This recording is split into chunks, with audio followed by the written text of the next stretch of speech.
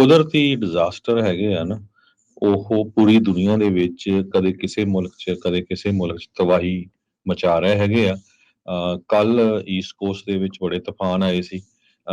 ਅੱਜ ਰਾਤ ਮੌਈ ਹਵਾਈ ਦੇ ਵਿੱਚ ਬਹੁਤ ਹੀ ਭਿਆਨਕ ਅੱਗ ਲੱਗ ਗਈ, ਜਿਹਦੇ ਨਾਲ ਇੱਕ ਪੂਰੇ ਦਾ ਪੂਰਾ ਵਿਲੇਜ ਪਿੰਡ ਆ, ਉਹ ਸੜ ਕੇ ਵੀ ਤਬਾਹ ਹੋ ਗਿਆ। ਇੰਨੀ ਸਿਚੁਏਸ਼ਨ ਬੈਡ ਇਸ ਟਾਈਮ ਹਵਾਈ 'ਚ ਬਣੀ ਹੋਈ ਆ, ਖਾਸ ਕਰਕੇ ਜਿਹੜਾ ਮੌਈ ਵਾਲਾ ਏਰੀਆ ਆ, ਤੇ ਉੱਥੇ 911 ਸਰਵਿਸ ਸ਼ਟ ਡਾਊਨ ਹੋ ਗਈ। ਤੇ ਪ੍ਰੈਜ਼ੀਡੈਂਟ ਬਾਈਡਨ ਜੋ ਹਵਾਈ ਦੇ ਵਿੱਚ ਵਾਈਲਡ ਫਾਇਰਸ ਲੱਗੀਆਂ, ਉਹਨੂੰ ਮੋਨੀਟਰ ਕਰ ਰਹੇ ਹੈਗੇ ਆ। ਅੱਗ ਇੰਨੀ ਤੇਜ਼ੀ ਨਾਲ ਫੈਲੀ, ਲੋਕ ਘਰਾਂ ਚੋਂ ਨਿਕਲਣ ਲਈ ਵੀ ਉਹਨਾਂ ਦਾ ਜਿਹੜਾ ਸਮਾਂ ਸੀ ਬਹੁਤ ਘੱਟ ਰਿਹਾ। ਇਵੈਕੂਏਸ਼ਨ ਅੰਡਰਵੇ ਹੈਗਾ। ਹਵਾਈ ਦਾ ਜਿਹੜਾ ਸਭ ਤੋਂ ਵੱਡਾ ਆਈਲੈਂਡ ਆ ਮੌਈ, ਉੱਥੇ ਇੰਨੀ ਖਤਰਨਾਕ ਅੱਗ ਲੱਗੀ ਹੋਈ ਆ, ਪਈ ਕਹਿੰਦੇ ਪਈ 100 ਨਹੀਂ, ਹੁਣ 100 ਤੋਂ ਵੱਧ ਗਿਣਤੀ ਦੇ ਵਿੱਚ ਸਟਰਕਚਰਸ ਆਲਰੇਡੀ ਸੜ ਕੇ ਸਵਾਹ ਹੋ ਗਈਆਂ ਹੈਗੀਆਂ। ਹਵਾਈ ਦੇ ਵਿੱਚ ਨੈਸ਼ਨਲ ਗਾਰਡਸ ਨੂੰ ਐਕਟੀਵੇਟ ਕਰ ਦਿੱਤਾ ਗਿਆ ਹੈਗਾ। ਉੱਥੇ ਦੇ ਜਿਹੜੇ ਲੈਫਟੀਨੈਂਟ ਗਵਰਨਰ ਆ ਸਿਲਵੀਆ ਲੂਇਕ, ਜੋ ਐਕਟਿੰਗ ਗਵਰਨਰ ਹੈਗੇ ਆ, ਜਦੋਂ ਗਵਰਨਰ ਜੋਸ਼ ਗ੍ਰੀਨ ਉਹ ਆਊਟ ਆਫ ਸਟੇਟ ਗਏ ਹੋਏ ਹੈਗੇ ਆ, ਉਹ ਸਾਰਾ ਕੁਝ ਇਸ ਨੂੰ ਦੇਖ ਰਹੇ ਹੈਗੇ ਆ।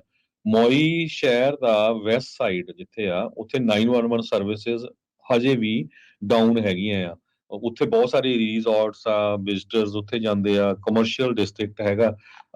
ਕਿਉਂਕਿ ਬਹੁਤ ਸਾਰੇ ਲੋਕ ਪੂਰੇ ਅਮਰੀਕਾ ਚੋਂ ਨਹੀਂ, ਪੂਰੀ ਦੁਨੀਆ ਚੋਂ ਹਵਾਈ ਦੇ ਵਿੱਚ ਮੌਈ ਵਾਲਾ ਜਿਹੜਾ ਏਰੀਆ ਹੈ ਉੱਥੇ ਸੈਰ ਕਰਨ ਜਾਂਦੇ ਆ। ਇਹ ਖਤਰਨਾਕ ਅੱਗ ਇਸ ਕਰਕੇ ਇੰਨੀ ਤੇਜ਼ੀ ਨਾਲ ਫੈਲੀ ਪਈ, ਇੱਕ ਕੈਟਾਗਰੀ 4 ਹਰੀਕੇਨ ਦੋਰਾ ਉਹ ਪਾਸ ਥਰੂ ਹੋ ਰਿਹਾ ਹਵਾਈ ਦੇ ਲਾਗਿਓਂ।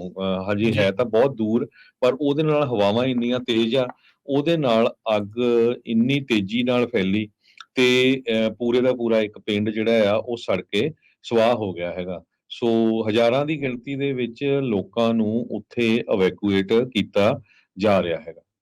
ਜੀ ਬਿਲਕੁਲ। ਮਲਟੀਪਲ ਵਾਈਲਡ ਫਾਇਰਸ ਇਸ ਟਾਈਮ ਇਸ ਹਵਾਈ ਦੇ ਵੱਖ-ਵੱਖ ਟਾਪੂਆਂ ਦੇ ਉੱਤੇ ਚੱਲ ਰਹੀ ਆ। ਆਉਣ ਵਾਲੇ ਦਿਨਾਂ 'ਚ ਕਹਿੰਦੇ ਹਵਾ ਘਟੂਗੀ ਤਾਂ ਸਹੀ, ਪਰ ਅਜੇ ਟਾਈਮ ਜਿਹੜਾ ਲੱਗ ਜਾਣਾ ਆ। ਹਰੀਕੇਨ ਡੋਰਾ ਦਾ ਜਿੱਦਾਂ ਤੁਸੀਂ ਜ਼ਿਕਰ ਕੀਤਾ ਹੀ ਆ, ਸੋ ਸਟਰੋਂਗ ਵਿੰਡਸ, ਲੋ ਹਿਊਮਿਡਿਟੀ ਲੈਵਲਸ, ਉਹਦੇ ਕਰਕੇ ਇਹ ਜਿਹੜੀ ਸਥਿਤੀ ਆ ਇਸ ਮੌਕੇ ਬਣੀ ਪਈ ਆ। ਹਵਾਈ ਦੇ ਵੱਖ-ਵੱਖ ਟਾਪੂਆਂ ਦੇ ਵਿੱਚ ਬਹੁਤ ਭਿਆਨਕ ਅੱਗਾਂ ਲੱਗੀਆਂ ਆ। ਘਰਾਂ ਦੇ ਘਰ ਇਸ ਟਾਈਮ ਸੜ ਕੇ ਸਵਾਹ ਹੋ ਰਹੇ ਆ। ਡਰੋਨ ਦੀਆਂ ਵੀਡੀਓਜ਼ ਇਸ ਟਾਈਮ ਸਾਹਮਣੇ ਆ ਰਹੀਆਂ, ਜਿਸ ਤੋਂ ਇਹ ਸਾਫ਼ ਪਤਾ ਲੱਗ ਰਿਹਾ ਆ ਵੀ ਜਿੱਦਾਂ ਤੁਸੀਂ ਦੱਸ ਰਹੇ ਆ, ਪਿੰਡਾਂ ਦੇ ਪਿੰਡ ਤਬਾਹ ਹੋ ਰਹੇ ਆ। ਨੈਸ਼ਨਲ ਗਾਰਡ ਜਿਹੜੀਆਂ ਲੋਕਲ ਐਮਰਜੈਂਸੀ ਰਿਸਪੌਂਡਰਸ ਆ, ਉਹਨਾਂ ਦੇ ਨਾਲ ਜਿਹੜੀ ਆ ਉਹ ਮਦਦ ਕਰ ਰਹੇ ਆ। ਉਹਨਾਂ ਨੇ ਮਾਓ ਦੇ ਜਿਹੜੇ ਅਧਿਕਾਰੀ ਹੈ ਕਾਉਂਟੀ ਦੇ, ਉਹਨਾਂ ਨੇ ਕਿਹਾ ਵੀ ਅੱਗਾਂ ਅਜੇ ਕਿਸੇ ਵੀ ਹਾਲਾਤ ਦੇ ਵਿੱਚ ਕਾਬੂ ਨਹੀਂ ਹੈਗੀਆਂ, ਨਾ ਹੀ ਕੁਝ ਪਰਸੈਂਟ ਵੀ ਜਿਹੜੇ ਆ ਉਹ ਕਾਬੂ ਆ। ਲੋਕਲ ਏਅਰਪੋਰਟ ਦੇ ਉੱਤੇ, ਕਿਉਂਕਿ ਹਵਾਈ ਇੱਕ ਟੂਰਿਸਟ ਡੈਸਟੀਨੇਸ਼ਨ ਆ, US ਮੇਨਲੈਂਡ ਤੋਂ ਵੀ ਬਹੁਤ ਸਾਰੇ ਲੋਕ ਜਾਂਦੇ ਆ ਤੇ ਦੁਨੀਆ ਭਰ ਤੋਂ ਵੀ ਲੋਕ ਉੱਥੇ ਘੁੰਮਣ ਫਿਰਨ ਦੇ ਲਈ ਜਾਂਦੇ ਆ। ਤੇ ਮੌਈ ਜਿਹੜਾ ਆਈਲੈਂਡ ਆ ਉਹ ਕਾਫੀ ਜ਼ਿਆਦਾ ਮਸ਼ਹੂਰ ਵੀ ਆ। ਉੱਥੇ 2000 ਤੋਂ ਵੱਧ ਜਿਹੜੇ ਵਿਜ਼ਿਟਰਸ ਆ ਇਸ ਟਾਈਮ ਏਅਰਪੋਰਟ ਦੇ ਉੱਤੇ ਫਸੇ ਦੱਸੇ ਜਾਂਦੇ ਨੇ। ਸੋ ਇਹ ਜਿਹੜੀ ਸਥਿਤੀ ਆ ਉੱਥੇ ਬਣੀ ਪਈ ਆ। ਇਹਦੇ ਕਰਕੇ ਇਵੈਕੂਏਸ਼ਨ ਦੇ ਨਾਲ ਨਾਲ ਹੋਰ ਇਲਾਕਿਆਂ ਦੇ ਵਿੱਚ ਸਕੂਲਸ ਆ, ਉਹਨਾਂ ਨੂੰ ਵੀ ਬੰਦ ਜਿਹੜਾ ਆ ਕੀਤਾ ਗਿਆ ਹੈਗਾ ਆ। ਵਾਈਲਡ ਫਾਇਰ, ਬਰਸ਼ ਫਾਇਰ, ਇਵੈਕੂਏਸ਼ਨਸ ਇਸ ਟਾਈਮ ਹਵਾਈ ਦੇ ਵਿੱਚ ਮੁੱਖ ਚਰਚਾ ਦਾ ਵਿਸ਼ਾ ਬਣ ਚੁੱਕੀ ਹੈ।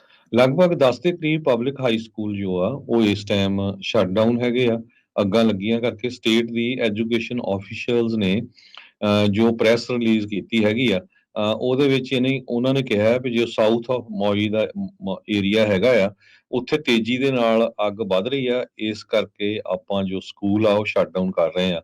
ਹਸਪੀਟਲਸ ਓਵਰਵੈਲਮਡ ਆ, ਉਹ ਹਸਪੀਟਲਾਂ 'ਚ ਬਹੁਤ ਵੱਡੀ ਗਿਣਤੀ 'ਚ ਲੋਕ ਜਾ ਰਹੇ, ਕਿਉਂਕਿ ਧੂੰਆਂ ਇੰਨਾ, ਕਈਆਂ ਨੂੰ ਸਾਹ ਦੀ ਪ੍ਰੋਬਲਮ ਆ।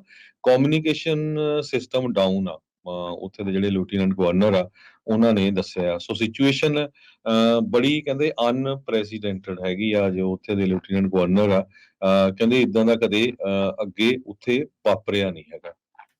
ਜੀ ਜੀ, ਕੁਦਰਤੀ ਆਫਤਾਂ ਨੇ ਇਸ ਟਾਈਮ ਕਹਿ ਲਓ ਹਰ ਸਾਲ ਹੀ ਕਈ ਜਿਹੜੀਆਂ ਆਫਤਾਂ ਆ ਉਹ ਆਉਂਦੀਆਂ ਆ।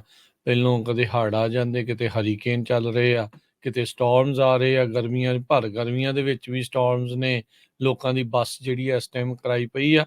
ਸੋ ਇਹ ਜੋ ਕੁਦਰਤੀ ਵਰਤਾਰੇ ਦੇ ਵਿੱਚ ਤਬਦੀਲੀਆਂ ਆਈਆਂ ਆ, ਦੇਖੋ ਕਈ ਮੰਨਦੇ ਆ, ਕਈ ਨਹੀਂ ਮੰਨਦੇ, ਚਾਹੇ ਉਹ ਪੋਲੀਟੀਕਲ ਚੀਜ਼ਾਂ ਕਰਕੇ ਆ, ਚਾਹੇ ਕੋਈ ਹੋਰ ਕਾਰਨਾਂ ਕਰਕੇ ਆ। ਦਿਖ ਰਿਹਾ ਆ ਵੀ ਜੀ ਤਬਦੀਲੀਆਂ ਵੱਡੇ ਪੱਧਰ ਦੇ ਉੱਤੇ ਆਪਣੇ ਸਾਹਮਣੇ ਜੀ। ਚੱਲ ਸੋ ਰਹੀਆਂ। ਇੰਨੀ ਖਤਰਨਾਕ ਸਿਚੁਏਸ਼ਨ ਬਣੀ ਆ, ਰਾਜਕਨਵੀਰ ਸਿੰਘ ਜੀ ਕਹਿੰਦੇ ਵੀ ਹਜ਼ਾਰਾਂ ਦੀ ਗਿਣਤੀ 'ਚ ਬਿਜਲੀ ਤੋਂ ਬਿਨਾਂ ਆ ਲੋਕ, ਤੇ 12 ਲੋਕਾਂ ਨੂੰ ਇਵੈਕੂਏਟ ਕੀਤਾ ਗਿਆ ਕਿਉਂਕਿ ਜਦੋਂ ਉਹਨਾਂ ਦੇ ਘਰਾਂ ਨੂੰ ਅੱਗ ਲੱਗ ਗਈ, ਮੋਸਟਲੀ ਜਿਹੜੇ ਘਰ ਆ ਉਹ ਸਮੁੰਦਰ ਦੇ ਕੰਢੇ ਆ, ਉਹਨਾਂ ਨੇ ਸਮੁੰਦਰ ਦੇ ਵਿੱਚ ਛਾਲ ਮਾਰ ਦਿੱਤੀ। ਸੋ ਕੋਸਟ ਗਾਰਡ ਨੇ ਉਹਨਾਂ ਨੂੰ ਬਚਾਇਆ ਤੇ ਉਸ ਤੋਂ ਬਾਅਦ ਉਹ ਉਹਨਾਂ ਨੂੰ ਹੌਸਪੀਟਲ ਦੇ ਵਿੱਚ ਲੈ ਗਏ। ਤੇ ਜੋ ਹਵਾਵਾਂ ਹੈਗੀਆਂ ਆ 130 ਮੀਲ ਪਰ ਆਵਰ ਦੇ ਹਿਸਾਬ ਨਾਲ ਚੱਲ ਰਹੀਆਂ। ਸੋ ਦੇਖੋ ਵੀ ਜੇ 130 ਮੀਲ ਪਰ ਆਵਰ ਦੇ ਹਿਸਾਬ ਨਾਲ ਹਵਾ ਤੇਜ਼ ਚੱਲਦੀ ਹੋਊਗੀ ਤੇ ਕਿੰਨੀ ਜਲਦੀ ਜੋ ਅੱਗ ਆ ਉਹ ਫੈਲ ਰਹੀ ਹੋਊਗੀ। ਜੀ।